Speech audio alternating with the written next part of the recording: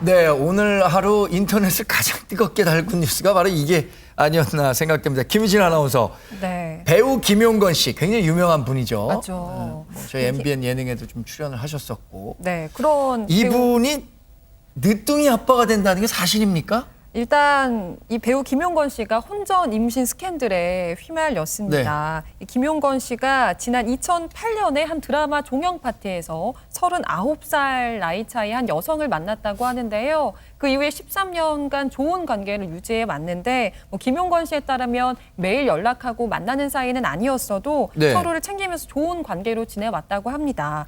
그런데 그러던 중에 최근 해당 여성이 김용건 씨에게 임신 사실을 알려왔다고 합니다. 네, 홍정선 기자님, 뭐 대중문화 전문 기자시니까 김용건 씨도 뭐 몇 차례 인터뷰도 하셨었을 것 같고 연세가 제가 알기로는 굉장히 있는 분이죠? 어떻습니까? 맞습니다. 이제 76세시고 저도 예. 이제 이 건에 대해서 좀 취재를 했는데 예.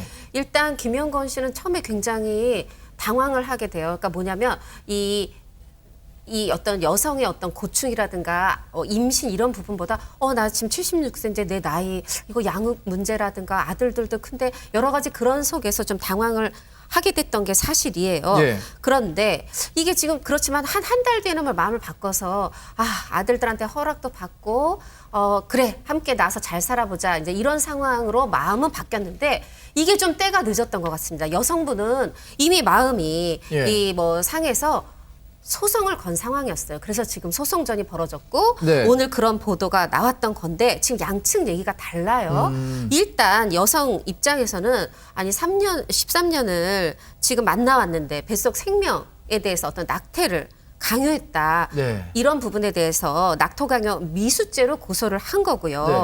그러나 이제 그 김용건 씨 측에서는 처음에는 물론 아이 낳을 수 없다. 내 나이나 여러 가지를 생각해봐라 했지만 뒤에는 나는 입장을 바꿨다. 이런 상황으로 좀 양쪽의 입장이 팽팽히 갈리고 있습니다. 네. 그러니까 처음 임신 소식을 들었을 때는 김용건 씨가 출산을 반대했었고 여성 측에서 이거에 반대해갖고 법률적으로 구제 방안을 찾은 거고 이 내용이 나오니까 이제 김용건 씨가 다시 그러면 출산을 돕겠다라고 얘기를 했다는 건데 이 법률적인 문제인 만큼 양측의 법률 대리인들이 어떤 얘기를 하고 있는지도 짚어봐야 할 것 같습니다. 같이 한번 들어보시죠. 연인 관계였죠. 지속적으로 연인으로서 교제했습니다.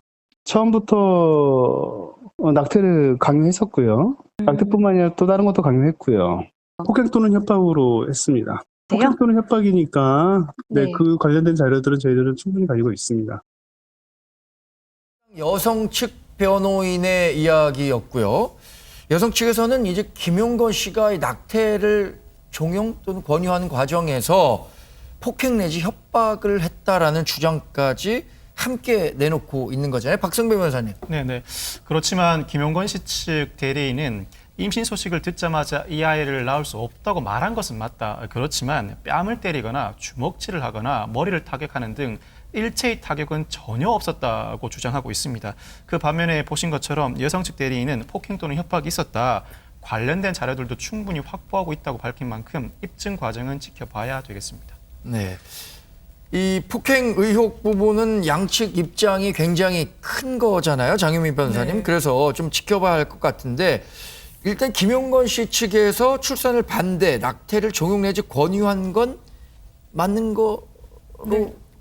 그렇습니다. 지금 되고 있는 거죠? 예, 왜냐하면 본인이 인정을 했기 때문인데요. 예. 본인이 이제 임신 사실을 아마 본인이 고령이기 때문에 상당히 좀 놀랐던 것 같습니다. 그래서 임신했다는 사실을 딱 듣는 순간 이거 어떡하나. 그래서 이 태중의 아기보다는 사실 내가 양육할 수 있는 상황일까. 또 주변의 시선은 어떡할까. 그리고 장성한 아들이 둘이나 있기 때문에 내가 이야기를 어떻게 전달하고 아들들 볼 면목이 없는데 이 부분이 상당히 처음에는 고민이 많이 됐다라고 합니다. 예. 그래서 처음에는 혼자 이 문제를 안고 함구하면서 감당하려고 했는데 결과적으로는 이제 외부에 알려지게 됐고요. 하지만 본인의 이 어떤 진술에 따르면 시간이 지난 뒤에는 출산과 양육을 책임지기로 내가 결심을 했는데 이렇게 소송전으로 비화돼서 안타깝다는 입장을 내놨습니다. 네. 지금 김용건 씨가 76살이었기 때문에 장성한 두 아들이 있죠. 뭐 그중에 한 분은 뭐 국민 배우라는 호칭이 어색하지 않을 정도로 유명한 하정우 씨고요. 곧 뭐 이제 여든을 바라보기 때문에 여러 고민들이 있을 줄 압니다. 그런데 여튼 출산과 양육에 대해서는 이제 모두 책임을 지겠다라는 입장 변화를 보인 것 같은데 김용건 씨 법률 대리인의 이야기도 MBN 뉴스파이터 제작진이 들어봤습니다. 맨 처음에는 김용건 씨가 그 여성분에게 문자 메시지를 보냈고요. 아들들에게 이야기했다, 뭐 아이를 낳아라, 뭐 이런 취지의 문자 메시지를 보내셨고요. 제가 상대방 그 변호사님이랑 통화를 했어요. 김용건 씨는 그 출산을 다 지원하겠다. 필요한 거 있으면은 이야기를 해라. 좋게 마무리를 했으면 좋겠다. 이런 취지로 제가 전화 통화를 드렸고요. 김용건 씨가 최선을 다해서 도와주신다고 하니 필요한 게 있으면은 말해달라라고 문자를 보냈는데 답이 없었어요. 네네. 최근에 이제 또 김용건 씨가 그 여성분에게 또 그렇게 문자를 보내신 걸로 알아요. 그게 다 지난달 일이거든요. 그리고 고소를 당한 거죠. 홍정성 기자님, 김용건 씨가 아이를 낳기로 마음을 바꾸는 데까지 무엇보다 이 하정우 씨를 비롯한 아들들의 의견들 이게 무시할 수 없었을 것 같은데 그분들의 의견은 어땠답니까? 일단 이렇게 생각할 수 있을 것 같아요. 김영건 씨가 여러 가지 이제 내가 이 나이에 아빠가 되나라든가 뭐 이런 일단 지금은 임신과 출산에 대한 갈등 문제죠. 이거에 대한 두려움 속에 제일 컸던 건 이 장성한 두 아들이 나를 어떻게 볼까 볼 면목이 없다 이제 이 부분인데 이걸 한참 고심을 하다가 저의 취재에 따르면은 이제 임신 사실 얘기를 듣고 한 4주가 흐르면서 아니 임신 4주라고 들었는데 4주가 더 흘렀으면 한 8주가 되지 않았겠습니까? 이거는 지금 더 이상 뭐 출산을 그러니까 반대할 상황이 아니다라고 판단하고 아들들에게 솔직하게 얘기해야 되겠다 생각을 네. 하고 상의를 했는데 어떻게 보면은 김영건 씨 입장에서 반전이 일어난 거죠. 아들들이 아니 새 생명인데 좋습니다. 축복을 했다라는 겁니다. 어떻게 보면은 부모가 나이 들면 자식의 허락을 받게 되죠. 김영건 네. 씨는 두 아들에게 허락을 받았다고 생각을 하고 이제 이 여성분에게 이제 우리 낳아서 잘 기르자 이제 이런 의사를 표현을 하게 됐는데요.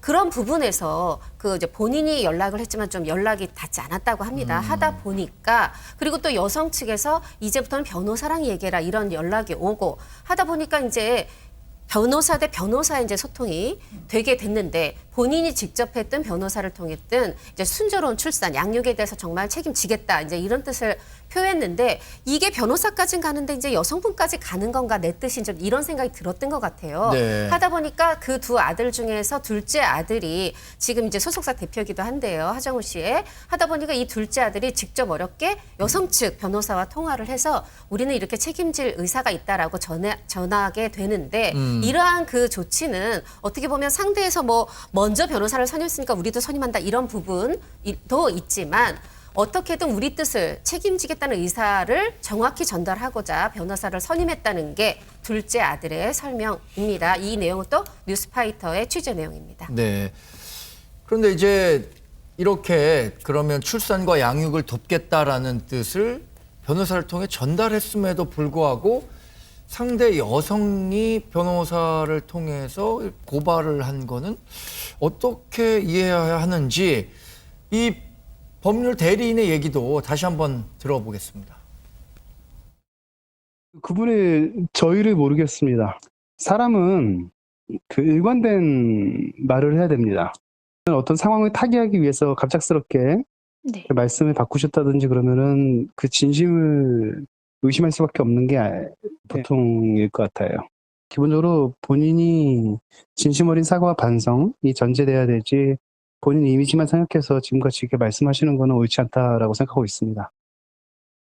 지금 여성 측 법률 대리인의 얘기를 들어보면 뭔가 이제 법적으로만 해결하기 어려운 또 어떤 감정의 골도 좀 느껴지는 것 같고요. 그래서 결국에는 뭐 이제 출산과 양육을 돕겠다는 건 내가 이제 친부라는 걸 인정하고 모든 사태 수습에 적극적으로 나서겠다는 뜻인데 이게 뭐 고소 취하 가능성이나 이런 것들도 있을까요, 최근에? 현재로서는 여성 측에서는 고소 취하를 하지 않겠다고 얘기를 하고 있어요. 이게 아마 이제 신뢰의 문제인 것 같아요. 제가 볼 때. 네. 이제 양측 의견이 너무 팽팽하게 다르기 때문에 어느 한쪽의 의견이 맞다라고 제가 단정적으로 얘기할 수는 없지만 지금까지 진행 상황을 말씀드리면 김용건 씨 측에서는 지난 5월부터 수차례 책임 의사를 전달을 했다라고 주장을 하고 있고 근데 이제 묵묵부답이던 여성 측에서 갑자기 낙태 강요 미수죄로 김용건 씨를 고소를 했다.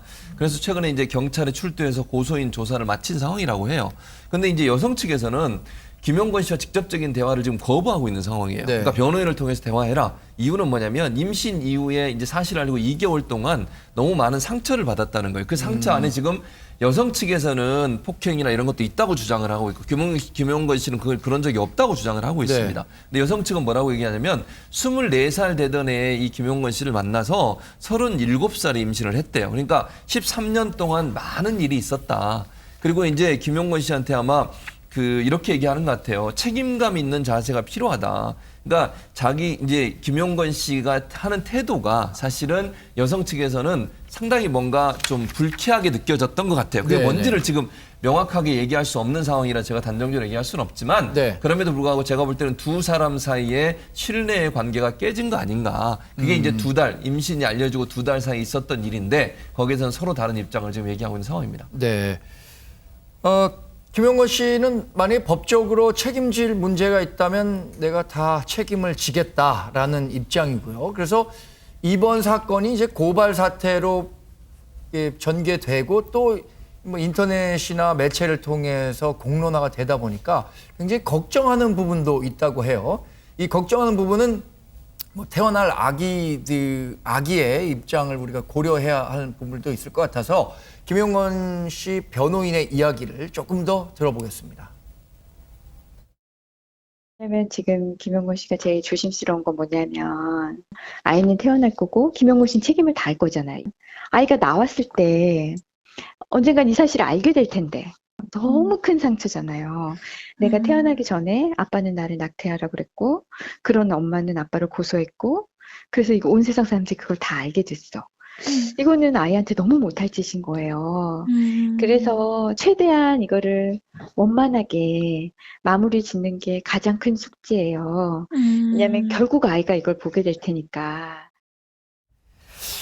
네, 일단 뭐 이렇게 사건 이런 이게 불미스러운 일이라고 해야 될까요? 하여튼 이렇게 인터넷에 이름이 오르내리는 것 자체가 별로 이렇게 좋아할 만한 일은 아닐 것 같은데 홍 기자님, 이 김용건 씨가 굉장히 오랜 기간 동안 연애 생활을 했잖아요. 연예계 데뷔 시점도 굉장히 길었었고 그동안에 이런 뭐 스캔들 같은 거에선 비교적 자유로운 분이었잖아요. 그렇죠. 스캔들도 없었고요. 사실은 이제 어떻게 보면은 전 부인이죠, 이제. 전 부인이 진 빚을 이혼하고도 사람들이 김용건 부인이어서 빌려주지 않았겠느냐라는 마음으로 정말 오랜 세월 이제 반무대 여러 가지 행사 무대 하면서 빚을 도의적인 입장에서 다 갚고 이렇게 좀 노력을 해오던 분이었고 사실 전원일기에서도 큰 아들로 굉장히 또 이미지가 좋았고 그래서 사실은 이 일이 세상에 드러나지 않기를 굉장히 바랬던 건 본인이 이 생이 그렇게 오래 남지 않았는데 좀 마지막 부분이 명예로웠으면 좋겠다 이런 마음이었는데 결국은 이렇게 입장문을 내고 나서게 된 부분은 처음에 내가 어리석었다. 처음에는 어떤 그런 사회적 시선이라든가 아들들을 볼 면목 너무 이런 것만 생각을 했는데 내가 이 임신한 이 여자분의 이 마음 또 그 태중의 아이 이거 생각을 못했다는 거. 근데 본인이 이제 한 4주 만에 어떻게 보면 뒤늦은 후회지만 그때는 이제 결심을 바꾸고서는 지금은 그것만 생각하고 있어요. 뭐냐면 이 여성분이 좀 건강하게 이제 출산을 했으면 좋겠고 몸 관리 잘하다가 또 이제 아이가 태어나서도 내가 이제 아이한테 최선을 다하고 싶다라는 건데 이 축복받아야 될 일이 처음에 내가 조금 잘못 생각한 것으로 인해서 여성분에게 어떤 상처를 줬거나 태어날 아이가 이걸 나중에 알게 됐을 때 상처를 받게 되면 어떡하냐 이 부분을 되게 걱정하고 계세요. 저는 굉장히 그래서 지금 이렇게 마음이 바뀌었다라는 생각이 들고 입장문도 보면 이제 예비 엄마와 아이의 어떤 상처를 많이 생각을 하는데 이렇게 아빠가 마음을 바꿨는데 왜 지금 엄마랑 합의가 안 될까? 그러니까 그런 부분이 그 가장 부분이 좀 중요한 것 같아요. 여성분이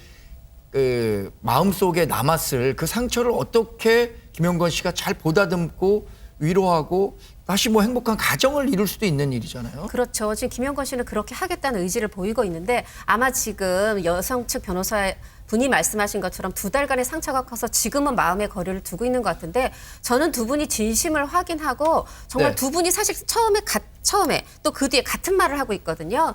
함께 잘 살자. 그렇게 네. 잘 됐으면 좋겠습니다.